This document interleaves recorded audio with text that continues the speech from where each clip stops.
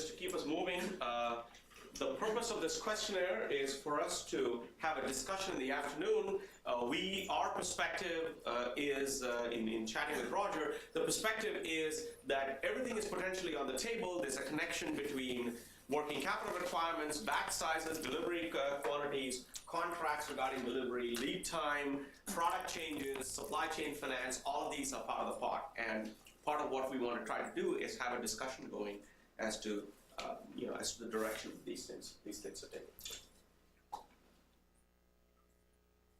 Now, the questions, which I hope, the purpose of course, the goal of a university is to ask questions in as much as provide answers. So, of course, one of the questions today is the credit crunch, the global impact, the stronger dollar, what state and local entities are doing to assist. There are a couple of things that we'd like you to consider, and this is where some faculty presentations, which I'm going to hand over to in a minute, will come in handy. One of the questions, this is probably the right time to be thinking about whether you've leveraged technology in the best possible fashion to have an impact on demand.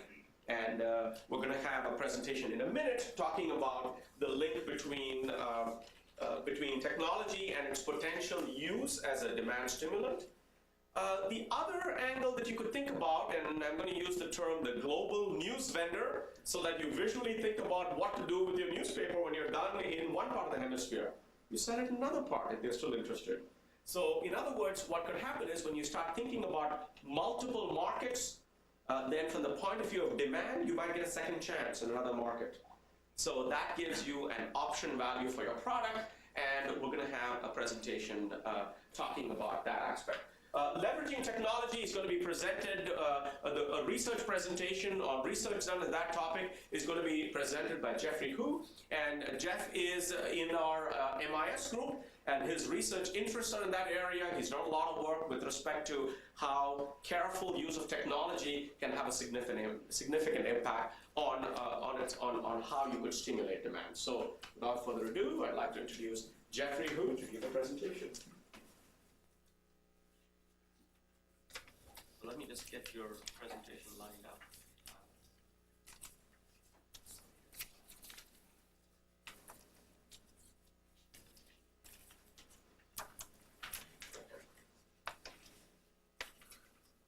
Thank you, Anna. It's really a great pleasure to discuss this research with you today. And the title of today's talk is Website Features and Online Shopping. And in this study, we study how companies can use various online shopping features can increase consumer demand. And we are also going to look at how these different technologies can have different levels of impact on consumer demand. In today's online shopping world, consumers are increasingly faced a very difficult task of finding a small set of products that fit their taste from a sea of available choices. And if you go to a leading online retailer of shoes, that's called Zappos.com, and guess how many products you'll find? Well, you will find more than 3 million available products across 1,000 brands. And how many of you in this room have recently bought anything from Amazon? By a show of hands. And take a guess, how many books can you find on Amazon.com? And you're willing to guess how many books? 5 billion. 5 million. So any other guesses? 5 billion. That's great. That's great. Well, we'd love to have 5 billion. You are really, really close. And the real number is between 3 and 5 million book titles available. And these are every book in print. And you can find it on Amazon.com.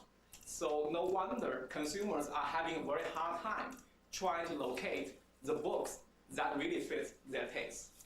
And in today's talk, we'll talk about how companies can use technology features to allow consumers to complete that task. And I will first to show you how we designed our study, what kind of empirical data we collected from a company selling women's clothing. Then I'll show you, using some empirical tools, how we analyze the company's data. And finally, I will talk about how this result mean for you. And as a company, how can you tweak your online technology how you can invest more or less in these technologies to stimulate your demand, to increase your profitability. So, as we said, companies increasingly invest in a lot of technologies on the internet. And if you are familiar with online shopping, you will notice almost every online retailer would have a search box on their website. And very often, when you are looking at one product, they will recommend a set of products that go with this product. So as a result, we call that recommendation system. And the function of these tools is really two things. First, these tools can help consumers to collect product information. Second, after collecting product information, these tools can allow consumers to utilize the information they have collected more efficiently. So as a result of these technology features, consumers can have an expanded set of products. They would consider things they have never thought about before because of these recommendation systems, because of search boxes. Second, consumers can really compare these products side by side, and very often they can make the best decisions they can given the set of choices they have. This is a screenshot of the company we obtained data from. This company is an online retailer. They also sell products through their catalogs. And they have about $100 million in annual sales. So they are probably a medium-sized retailer. And when you are looking at this company's website, on top, you will notice they have a search box that you can plug in a name of the product or a number of the product, SKU number, and you can, as a result of that search, you will go to that product, or you'll find a list product that fits the criteria you put in the search box. And if you're looking at this product, the company also has a recommendation system that says, if you like this product, you may also like the following set of 5 products that are similar or may go with this current focal product.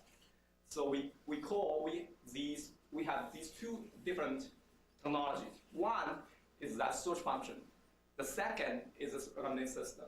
And we'll look at how these two technologies can have impact on consumer demand. And theoretically, consumers can use the website features to do many, many things. They can just use the website as an ordering medium. They already have something in mind, then they just use online channel instead of using the phone channel to make an order. Second, they may already have some information about the products they already know about from TV commercials, from catalogs they have seen. They have seen those mailboxes. And they can then, you already have information, then they can use these search boxes to directly utilize the information they already have efficiently. So we call those search boxes with a product number, we call them directed searches. If you do not have anything in mind, then you can also just plug in a very generic term, such as shirt, jeans, to find out products that fits the criteria of that search term. We call those non-directed search. And again, consumers can respond passively to the products being recommended. So compared with those search terms that are very, very active usage, these system usage are pretty passive. You just sit there and respond. You don't have to do anything in particular. And these recommendation systems allows people to both have access to products that are very prominent or products that are very, very obscure. And in this research, we started the following 3 questions. First, do consumers really use any of these technology features on the internet? Second, if they use these technology features, would this technology usage have any impact on consumer demand? And would this impact of these technologies vary across different consumers and different types of technologies? This is our conceptual model. In this model, what we have is the firm first invest in certain marketing promotions. And these marketing promotions, you can think of them as TV commercials. You can think of them as your investment in mailing a lot of catalogs. with product information to consumers. And as a result of your marketing promotions, consumers will have a higher level of information. And there are some products you have already heavily promoted, and we call them promoted products. And the rest are called non-promoted products. Consumers are unlikely to have any information about those non-promoted products. And as a result of this direct search usage, consumers can just utilize the information they already have. So very likely, if consumers use direct search functions, they will be able to use information they have on promoted products. As a result, the information on promoted products will be converted into sales and consumer demand. On the other hand, consumers can also use the search terms to just search very generically, very broadly. And those searches, we call them non-direct search usage. And as a result of those non-direct search usage, consumers will get more information about both non-promoted products and promoted products. As a result, that information can be converted into sales. And recommendation system usage, again, would be just very similar to non-direct search usage, because recommendation systems can allow people to get information on both types of products and convert them into sales. This is the data we have. This company is a retailer of women's clothing. We have company's data, transaction data, for several years. We are only going to focus on one particular month, which is April 2006. And to augment that sales data, we also have the company's server log. So we have the company's server log for March and April 2006. As a result of having the server log, we basically observe every click made by each of those companies' consumers on the internet for 2 months. And that company would typically have about 52 million clicks on their website in a month. And every day, you would observe about 850,000 consumer clicks. And we also have data on how many catalogs this company has mailed and what products are featured in those catalogs. And we call those products that appear in any of those catalogs promoted products. And the rest, we call them non-promoted products. And we have transaction data. We only use consumers who have received all the catalogs going out in this period of time. And we use consumers' purchasing history, historical purchasing, as control for consumer heterogeneity. Consumers can be different because many things, and we use this to control for their heterogeneity. And we observe both the current purchasing session as well as the sessions before the purchase. Consumers may just do some browsing to gather information before they make a purchase. We also can have information of those browsing sessions. And overall, we have a sample of about 8,200 consumers in this period of time, and that's our study sample. And overall, these 82,000 consumers purchased about 3 items in this 1 month. And on average, these consumers have purchased about 80% of those products on promoted products. And only 20% of the purchases are generated by those non-promoted products in this period of time. And most consumers also have more or less some usage of those technological features on the company's website. And if you count how many times they have clicked on those search boxes, and almost 0.7 times they have used those direct search usage, and 0.36 times they have used this non-direct search usage. And by far, the most popular feature consumers use is the recommendation systems. And on average, consumers use the recommendation system about 3.6 times on the internet. And most consumers would have more or less some usage of these technology features. And we use some advanced statistical models to model how consumer demand can be explained by their usage of these technological features. So we run a kind of a regression of their consumer demand onto several factors. And the factors we study just how many times they have used direct search, non-direct search, and recommendation systems. And those coefficients on each of these factors would be the impact of each of these technology usage. And as a result, what we see is the coefficient on the direct search usage is positive and highly significant, as well as the coefficient on the recommendation system usage. So both of these two types of technology usage can significantly increase consumer demand. We also try to estimate how much the impact will be. So on average, consumers who use direct search would have about 3.5% of their clicks as a result of these direct search usage. And consumers who use direct search compared to consumers who do not use direct search, consumers who use it would have a demand that is about 8.4% higher than consumers who do not use it. And also, consumers who use recommendation systems on average would have a demand that is about 8.8% higher than consumers who do not use it. Next, we'll study how the impact will vary across different types of products. So what we have here is we segment the demand into two categories. One category is called promoted product demand. The second is non-promoted product demand. We call those promoted products the products that have appeared at least once in the catalogs sent out by the company. So what we see is the direct search usage would have a positive and very significant impact on consumers' demand for promoted products. However, the impact of direct search usage would be negative on the demand for non-promoted products. The explanation is very obvious because consumers who use direct search function, they already would need to have some kind of product information. Otherwise, they cannot do that search.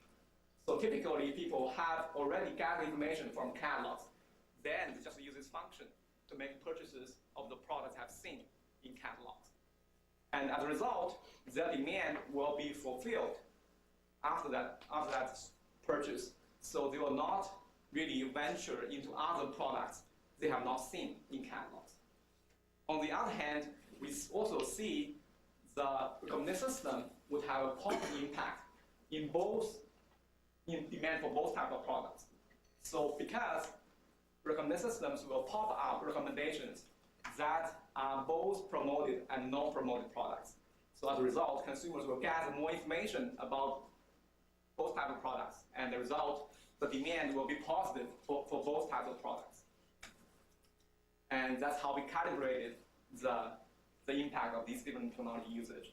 So consumers who have at least positive usage of this directed search function would have a demand that is 18.6% higher for the non-promoted products. And as a result, they also will have a demand that is lower for the non-promoted products.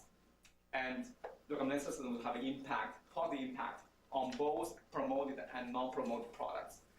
For the promoted products, the positive impact is about 7% higher. For the non-promoted products, the percentage is about 13.7% higher demand. So to summarize, the key result we have found in this study is direct search usage would have very significant impact on consumer demand, but typically this usage will bias consumers' demand toward non-promoted products because this function allows consumers to more efficiently utilize the information they already have from catalogs. So by having that function, you basically accentuate the information you are drilling into consumers' heads by sending out catalogs. The non-direct search usage is not very effective in increasing consumer demand. The most effective way of allowing consumers to diversify and buy more is to provide a recommendation engine on your website. If you provide a recommendation system and consumers use them, use that system, then that system will increase consumers' demand on the internet. And they will buy more promoted products. They will also buy more non-promoted products. But overall, consumers' purchase will be shifted toward non-promoted products. So what does this mean for a company? Well, if you are companies that are trying to invest, deciding whether you should invest in technologies on your internet website, well, our study has found if your investment could potentially increase consumer demand. However, you should also be very careful in deciding which types of technology you should invest in. And you could also try to customize your marketing promotions based on how consumers use technology. Potentially, if you are spending a lot of money trying to send out catalogs to consumers, and you observe this consumer here is using a lot of recommendation systems on the internet, then your impact of sending out catalogs could be very, very small for these consumers. Because these consumers, they would like to come to the website, they would like to try out, to gather more information on the website using recommendation systems, and your marketing promotions would be mitigated by consumers' behavior on the website. However, if this is a consumer that consistently uses the direct search on the internet, then you should invest even more heavily in sending out catalogs to this consumer, because this consumer is using the information they have gathered from catalog, then they come to the website and use that direct search to convert their information into purchases. So a company can really think about how they can customize their marketing strategies when they sell to different consumers based on how consumers are using the website features. And that's our finding. And feel free to ask if you have any questions. You're giving those recommendations on the bottom. I know I shop Amazon pretty often. I look at some of those recommendations on the bottom, and I really wonder if people that bought what I bought actually did buy those other things, or if that's just kind of like a random list that they think I might also like. You know, is that something that's generated by actually, or are they just recommending it because they know I'll spend 13.4% more if they make recommendations in that product offering category? Well, yeah, excellent question. I think Amazon, they have a mechanism that basically ties this product to other products based on how people buying this product also buying the other products. But very likely they can also try to recommend something that may not be popular. And they also recommend something that has a very high profit margin for Amazon, right? So they can really tailor their recommendation system based on their company's goals, I think. So I think, but overall, what we found in this study is people who use recommendation systems tend to gather more information. And as a result, the purchase will increase. So companies could potentially invest in these recommendation systems and increase their demand and profits. Yes? How transferable do you think this model would be to industrial type of purchasing decisions versus consumer? What did your findings suggest anything in that? We haven't really studied the industrial type of companies, but we are very happy if you have anything in mind. And we are really looking forward to having some opportunities to work with you to get more data from companies and to do these kind of studies, how technologies have a different impact on consumer demand or maybe your other goals. But I think overall, I would say if you are using a catalog to sell to your customers, and typically they get information from those catalogs. But once you digitize that catalog and put it on the internet, and you probably need to find some ways to help people to gather the information more efficiently and use it to make it gather. So by providing some tools to your customers, you probably can more efficiently allow them to order from you. But we haven't really studied the industrial types of companies. To answer his question, I've seen a lot of industrial companies going to that mode in regards to selling. And the other thing that they're trying to take advantage of, we're even doing it as well, is taking advantage of social networking. I mean, we're trying to hone what people are doing, like with MySpace and YouTube, to find out what we're doing inside and where people are shopping, give recommendation of improvements, but only for selected customers. So and build their social network, improve their tools in the industry or whatever they're selling. I'm seeing significant. Related with your point, one project we are studying currently is how musicians can really promote their music on MySpace. So we are trying to collect some information how artists have trying to interact with their fans on MySpace, and how we can relate that MySpace activity to sales in music. That's something we are studying. Yes. I have a question about sample size. Is your sample the same sample that you monitored over the course of the study, or was that reestablished every month?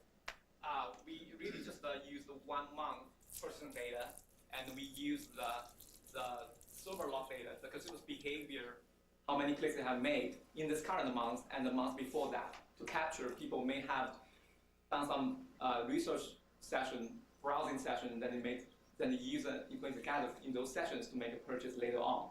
So we only really had information for about 2 months in the study. And we selected all consumers who made at least one online purchase in those 2 months. Was it a controlled group, or was it just random based off of visits to the website? It's really just the whole sample we have in that month. It's not a random sample. It's just the whole sample we have in that month. It wasn't a controlled group of 200 people that you had solicited to... Yes, excellent point. Yes, we don't really have a control group that have no access to technologies, but we try to study how consumers who use technologies are different from consumers who never use technologies. So we see a lot of variation across consumers that way. But it would be nice to have a controlled environment where one set of consumers have access to this technology, this website with technology, and the other set of consumers without do not have those tools. But we are working with companies to try to do this kind of experiments, and it would be excellent if we can talk further if you have anything in mind. Yes, we are working with companies to try to do some pricing experiments, and you limit one consumer set to one version of the website by randomizing your cookie numbers. For instance, you can select the cookie numbers with all ending to one version of the website. To consumers who have cookie ending in even numbers will go to the second version. So one testing group, one control group. We are working with companies to try to do that. Did that whole sample actually make a purchase at some point? Yes, exactly. So we cannot track any consumers who do not make any purchase. Those people who come in, do one click and left, and we do not study those consumers. Okay. Thank you. Let's thank Jeffrey.